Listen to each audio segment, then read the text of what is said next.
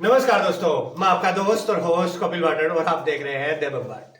देवम्बाट की आज की सोशल मीडिया पर फैले एक रायते की एक कहानी।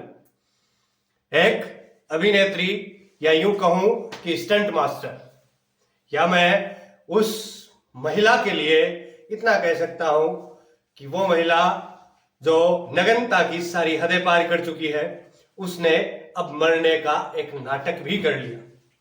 बेसिकली क्या होता है, ये फिल्मी भरी दुनिया जो हम देखते हैं ये बड़े रहस्यों से भरी है। इन रहस्यों में अपन बात करें, इन रहस्यों में अपन देखें तो ये जितनी सुंदर चीजें दिखाई देती हैं एग्जैक्टली उतनी सुंदर चीजें होती नहीं है, उतनी सुंदर चीजें होती नहीं है। बाहर से सुंदरता और अंदर से जहर भरा हुआ। इस जहर की एक कहानी नजर आई एक बॉलीवुड की एक अभिनेत्री की, या फिर यूं कहूं कि एक ऐसी महिला की कहानी जो फिल्मों में चलना जब बंद हो गई तो उसने मरने तक का नाटक किया। उसकी पीआर टीम के पास कोई मुद्दा ना बचा तो उसकी पीआर टीम ने कहा कि पूनम पांडे मर गई। मैं बात कर रहा हूं पूनम पांडे की, जिसको सभी लोग अच्छे से पहचानते होंगे। पूनम पांडे एक बॉलीवुड का जाना पहचाना चेहरा है।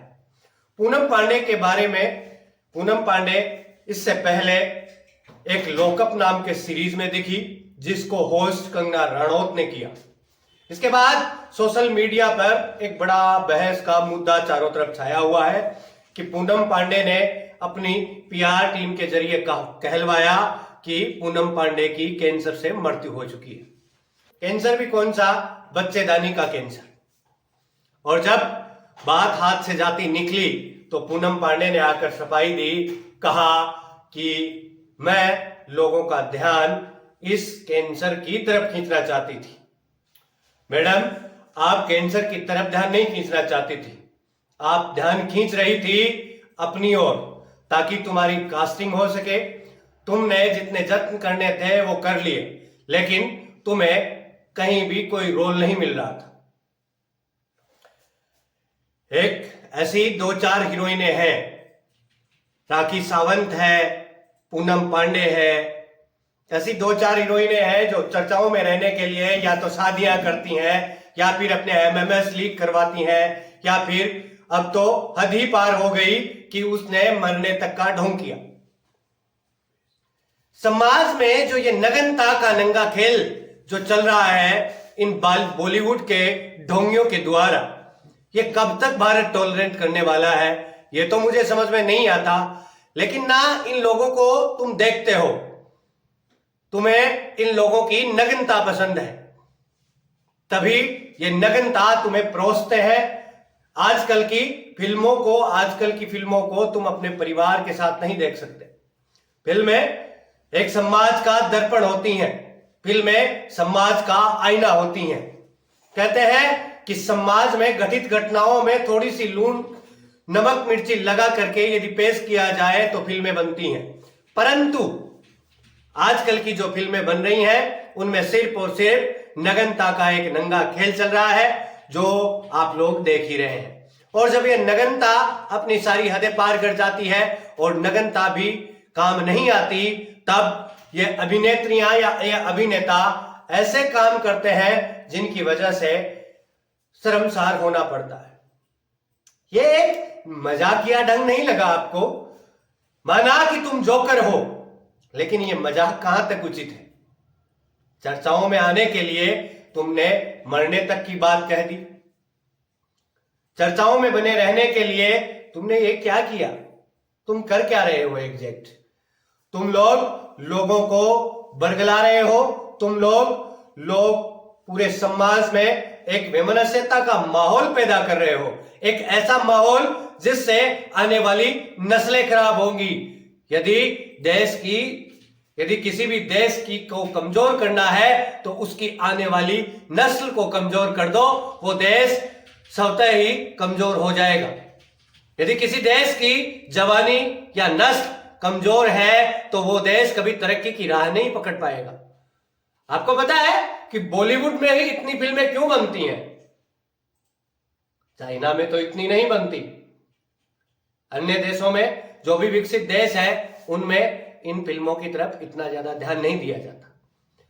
परंतु हम देखते हैं, हमें पसंद है नग्नता, हमें अश्लीलता पसंद है, हमें फुहड़ता पसंद है। हम वो वेब सीरीज देखते हैं जिन वेब सीरीजों में गालियों की भरमार होती है। हम आज का जो कल्चर हम देख रहे हैं वो कल्चर ही कुछ ऐसा है जिसमें गुंडई या गालियां ही चलती हैं।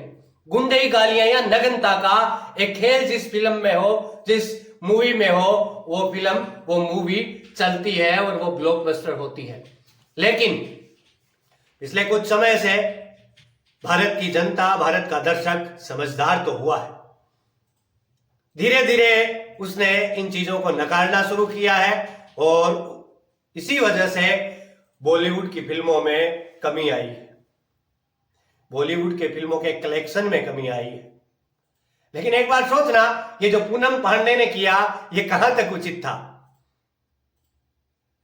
इतना तो सोचती कि जब तूने नग्नता की हदों को पार कर दिया, उसके बाद में भी तुझे कुछ नहीं मिला, तो अब तू कैसे उम्मीद कर सकती है कि तुझे मरने के नाटक से काम मिलना शुरू हो जाएगा? यह सिर्फ एक ढोंगियों का खेल है। इन ढोंगियों को बड़ा ज्यादा देखो मत, ज्यादा इनको वायरल मत करो, वरना ये समाज में कहीं ना कहीं इफेक्ट करते हैं। तो मेरा तो आपसे यही निवेदन है कि सर्वप्रथम तो अपने समाज को बचाइए, इन नग्न खिलाड़ियों से, ये नग्नता परोसने वाले लोगों से अपने परिवार को, अपने बच्चों को सुरक्षित रखिए, वरना आने वाले समय में तुम जिस बेटे की शादी की राह की उम्मीद देख रहे हो, उम्मीद की राह, आप जिस बेटे की शादी की उम्मीद लगाए बैठे हो, वो बेटा कहीं बाहर से आपको बहू लाकर हाथ में ना पकड़ा दे। ये एक बार सोचना जरूर कि समाज किस दिशा में जा रहा है। आपकी उम्र कोई भी हो सकती है, मैं उम्र का जिक्र नहीं करता, लेकिन यह जरूर सोचना कि तुम किस भारत की कल्पना करते हो। तुम उसी मुंह से तो ये कहते हो कि भारत सोने की चिड़िया बने, भारत सोने का शेर बने, लेकिन उसी चेहरे, उसी मुंह के थोड़ा सा ऊपर जो ये आंखें हैं, उनसे नग्नता देखते हो। इन हाथों से तुम कुछ ऐसी चीजें टाइप करते हो जिसकी वजह से ये तुम्हें नग्नता और फुहड़ता पेश करने वाले लोग तुम्हें स्टार लगने लगते हैं। अरे पूनम पांडे मर गई तो क्या हो गया? किसका क्या हो गया? देश की कोई समाज सेविका थी, देश की कोई आईपीएस ऑफिसर थी, या देश की कोई बड़ी लीडर थी, या देश के लिए उसने कभी कुछ किया? तो जब उसने कुछ नहीं किया तो तुम क्यों करते हो ऐसा? तुम उनके लिए इतनी फिक्रमंद। सोशल मीडिया पे वायरल कर दिया इस चीज को। इस चीजों को थोड़ा समझो, ये सोचने समझने की चीजें हैं, इनके बारे में एक बार विचार करो और कमेंट बॉक्स में हमें बताओ कि मेरा विचार सही है या गलत। देवम्बाट किसी भी खबर का खंडन या पुष्टि नहीं करता। देवम्बाट का ध्येय सिर्फ और सिर्फ पूरे समाज में जागरूकता लाना है। देवम्बाट का ध्येय सिर्फ इतना है कि देवम्बाट के जरिए कई लोगों के विचारों में शुद्धि आ सके, यही देवम्बाट का उद्देश्य है। चलिए आज के लिए इतना ही, मैं आपका धन्यवाद कहता हूं। मिलते हैं दोबारा से किसी वीडियो में, किसी अन्य कड़ी में। तो आज के लिए इतना ही, मेरा इंतजार कीजिएगा, अगले वीडियो में मैं आपसे मिलने जरूर आऊंगा।